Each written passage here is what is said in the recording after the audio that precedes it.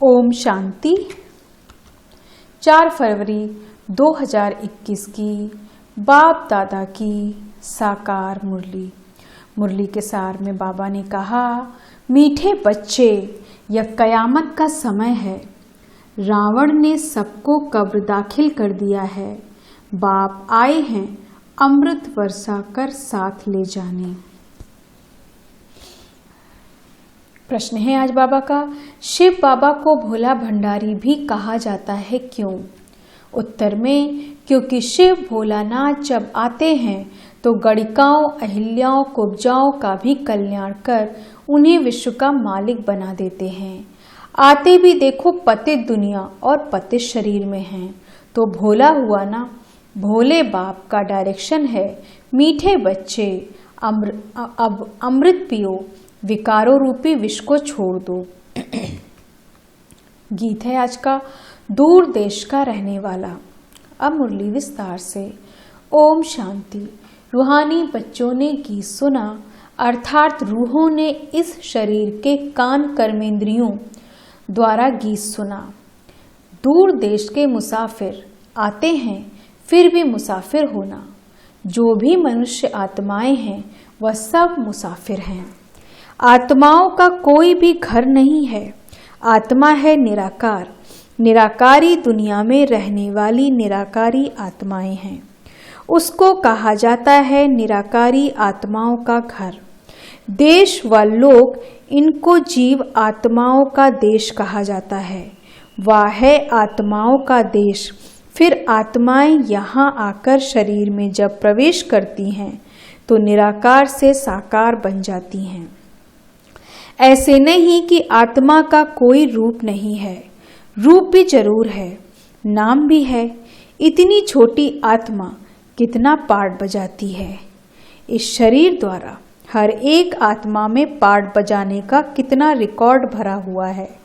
Record एक बार भर जाता है, फिर कितना बारी भी रिपीट करो वही चलेगा। वैसा आत्मा भी इस शरीर के अंदर रिकॉर्ड है, जिसमें 84 जन्मों का पार्ट भरा हुआ है। जैसे बाप निराकार है, वैसे आत्मा भी निराकार है। कहाँ कहाँ शास्त्रों में लिख दिया है वह नाम रूप से न्यारा है, परंतु नाम रूप से न्यारी कोई वस्तु होती नहीं। आकाश भी पोलार है। नाम तो है ना आकाश, बगैर नाम कोई चीज होती नहीं। मनुष्य कहते हैं परम पिता परमात्मा। अब दूर देश में तो सब आत्माएं रहती हैं। यह साकार देश है। इसमें भी 2 का राज्य चलता है, राम राज्य और रावण राज्य। आधा कल्प है राम राज्य, आधा कल्प है रावण राज्य। बाप कभी बच्चों के लिए दुख का राज्य थोड़े ही बनाएंगे। कहते हैं ईश्वर ही दुख सुख देते हैं। बाप समझाते हैं, मैं कभी बच्चों को दुख नहीं देता हूँ। मेरा नाम ही है दुख हरता सुख करता। यह मनुष्यों की भूल है। ईश्वर कभी दुख नहीं देंगे। इस समय है ही दुख धाम। आधा कल्प रावण राज्य में दुख ही दुख मिलता है, सुख की रत्ती नहीं। सुख धाम में फिर दुख होता ही नहीं। बाप स्वर्ग की रचना रचते हैं। अभी तुम हो संगम पर। इनको नई दुनिया तो कोई भी नहीं कहेंगे। नई दुनिया का नाम ही है सतयुग।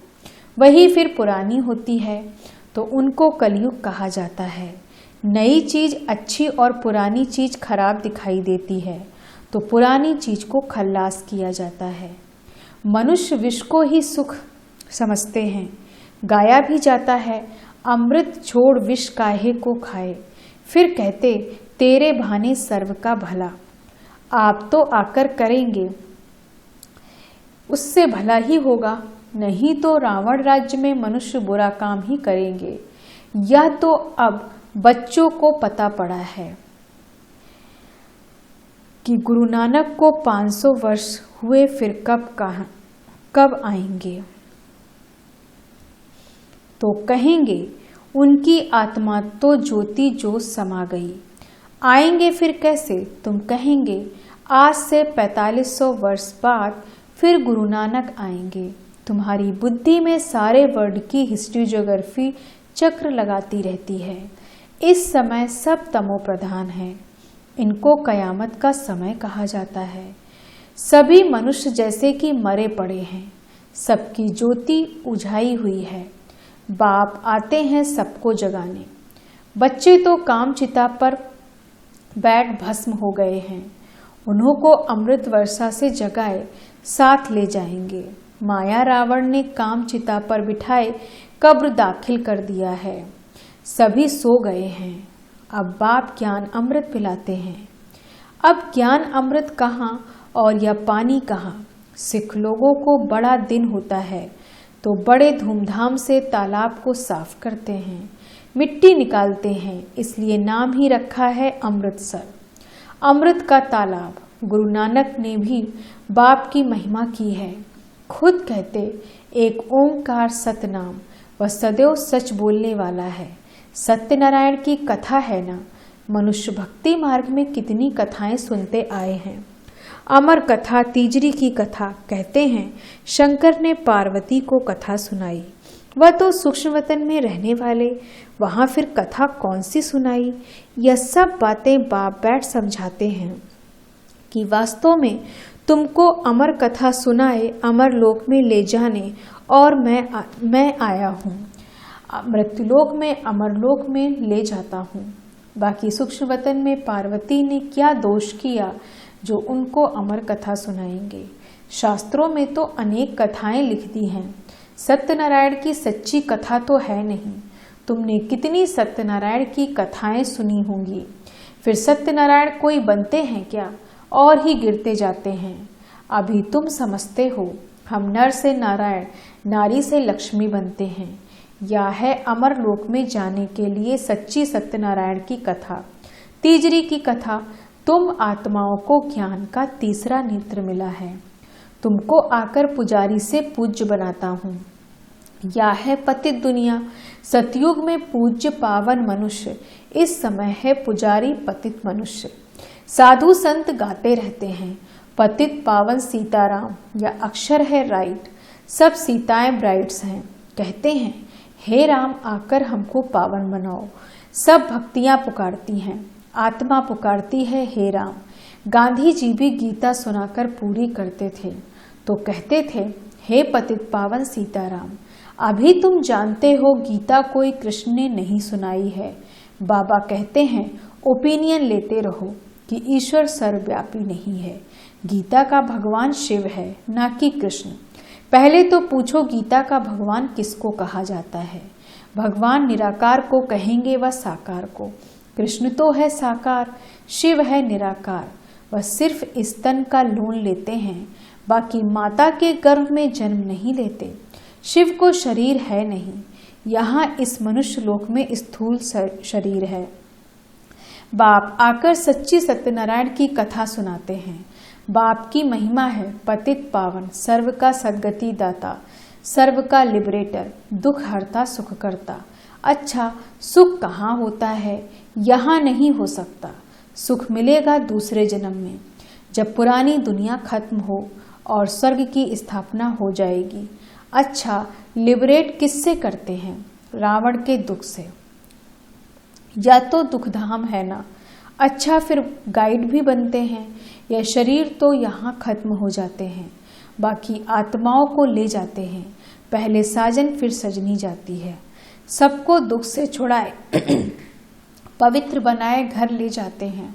शादी कर जब आते हैं तो पहले होता है घोट पति, पिछाड़ी में ब्राइड्स पत्नी रहती है, फिर बारात होती है। अब तुम्हारी माला भी ऐसे है।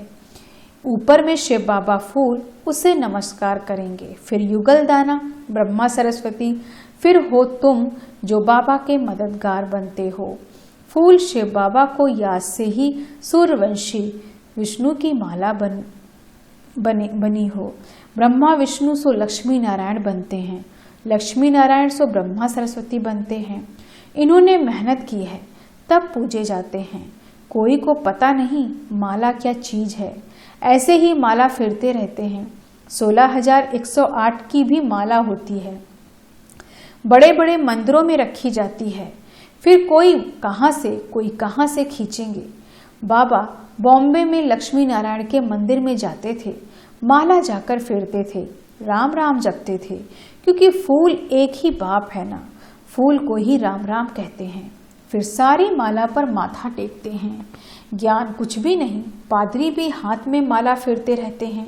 पूछो किसकी माला फेरते हैं, उनको तो पता नहीं है। कह देते हैं क्राइस्ट की याद में फेरते हैं। उनको यह पता नहीं है कि क्राइस्ट की खुद आत्मा कहाँ है। तुम जानते हो क्राइस्ट की आत्मा अब तमोप्रधान है। तुम भी तमोप्रधान बेगर थे, अब बेगर टू प्रिंस बनते हो। भारत प्रिंस था, अभी बेगर है, फिर प्रिंस बनते हो। बनाने वाला है बाप, तुम मनुष्य से प्रिंस बनते हो। एक प्रिंस कॉलेज भी है जहाँ प्रिंस प्रिंसेस जाकर पढ़ते थे। तुम यहाँ पढ़कर 21 जन्म के लिए स्वर्ग में प्रिंस प्रिंसेस बनते हो। यह श्री कृष्ण प्रिंस है ना। मनुष्य क्या जाने, यह बातें सिर्फ तुम जानते हो। भगवान वाच, वह सबका फादर है। तुम गॉड फादर से सुनते हो, जो स्वर्ग की स्थापना करते हैं।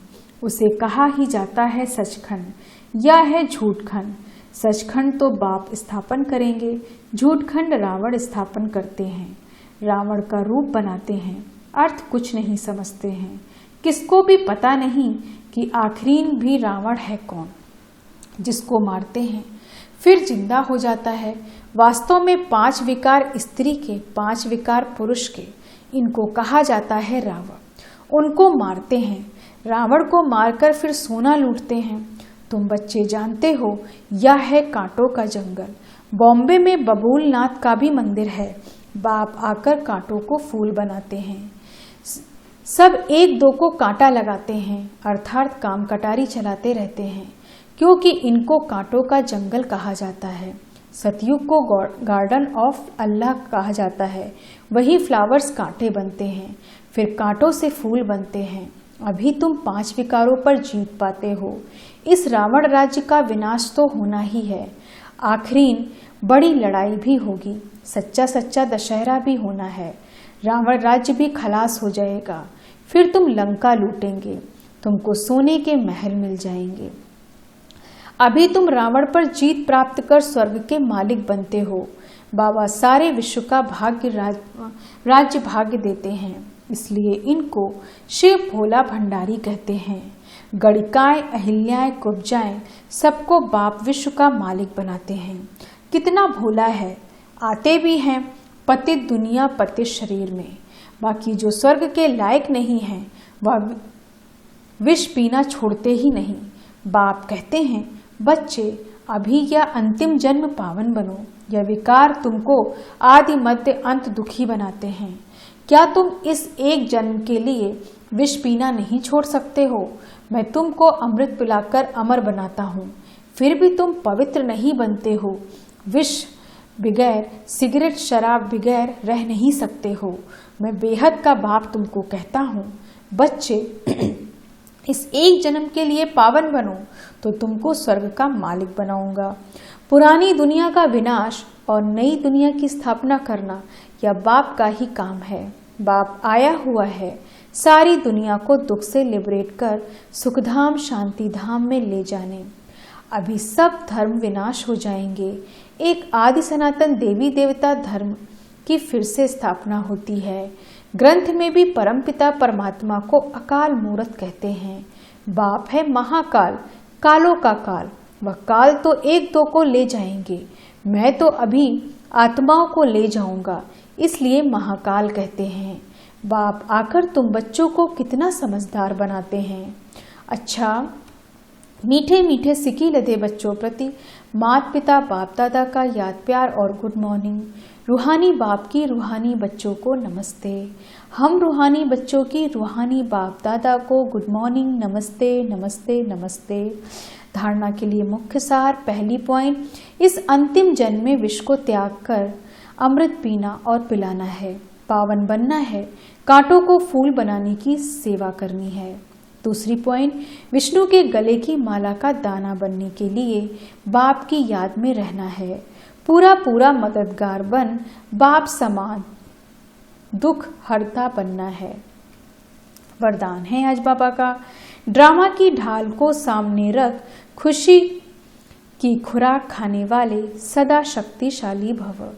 ड्रामा की ढाल को सामने रख खुशी की खुराक खाने वाले सदा शक्तिशाली भव।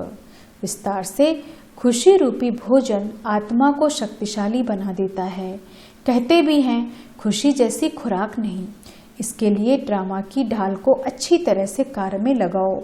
यदि सदा ड्रामा की स्मृति रहे तो कभी भी मुरझा नहीं सकते। खुशी गायब हो नहीं सकती क्योंकि यह ड्रामा कल्याणकारी है। इसलिए अकल्याणकारी दृश्य में भी कल्याण समाया हुआ है, ऐसा समझ सदा खुश रहेंगे। स्लोगन: पर चिंतन और प्रदर्शन की धूल से दूर रहने वाले ही सच्चे अमूल्य हीरे हैं। पर चिंतन और प्रदर्शन की धूल से दूर रहने वाले ही सच्चे अमूल्य हीरे हैं। ओम शांति। धन्यवाद बाबा, धन्यवाद।